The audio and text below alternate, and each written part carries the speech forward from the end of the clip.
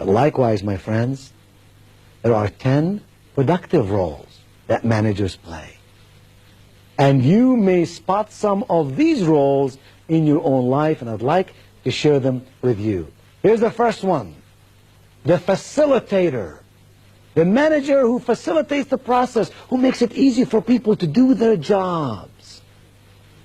Who is always asking the question, how can I make things better? How can I help you to arrive at the right solution? What are some of the elements that are keeping you or your department or your team from accomplishing the mission at hand? They facilitate the process, and in so doing make everybody feel good and powerful and strong. And people play well with the facilitator. Here's a second very positive role that managers play. It's called the enabler. This is the manager who teaches people how and why, not just what. This is the manager who takes a little extra time to say, I care about you, and I want you to know why we are doing it this way. And so next time when you cross this bridge, you will know for yourself some of the ideas that went into the making of this decision. This is the manager that grows people instead of simply uses people. The third productive role that managers play is called the empowerer. This is the manager that generates enthusiasm, helps people discover better ways to do their tasks and their responsibilities. Empowers them, gives them the authority, and when they make a mistake does not clobber them, but says, it's okay, we all have to learn somehow. This is the manager who says, if you take risk out of life, you take opportunity out of life. As long as it's calculated risk, as long as you think through it carefully before you do it, go for it and make it happen. That brings us to the fourth role that managers play productively, and that's called the guide. This is the manager who sets a good example, leads people to peak performance, and does so by his or her own behavior. These are the managers who don't say, do as I say, but rather say, yes, indeed, do as I do. They're the guide. They show us the way, and they lead us to prosperity and success.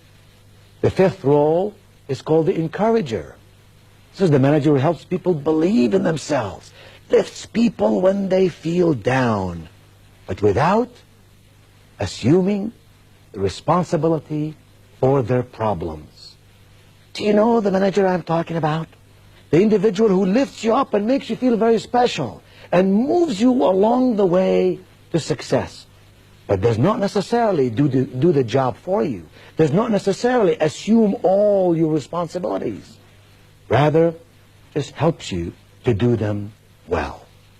The sixth role is called the complimenter. This is the manager who tries to catch people doing something right and then rewards them for it. He always compliments in public and always criticizes in private. I don't mean by compliments that they're empty compliments that have no meaning, because if you give compliments coming and going day in and day out, the person who listens to those compliments is an intelligent human being. If they regard this compliment with any sense of significance, it must be a genuine compliment. It must be a compliment that the person says, I'm glad my boss noticed me doing something right. It makes me feel good that my manager complimented me on this project.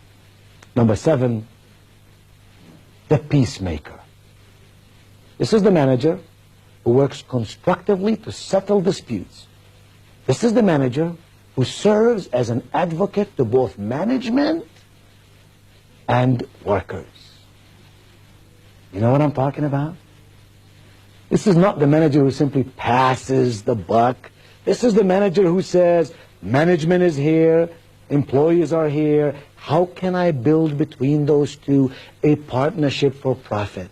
How can I bring those two to understand each other, to work with each other? How can I build an understanding in management for the needs of employees and in employees for the needs of management? That kind of manager, my friend, is a magnificent person. Company person, but also a people person. And then the eighth productive role that managers play is called the communicator.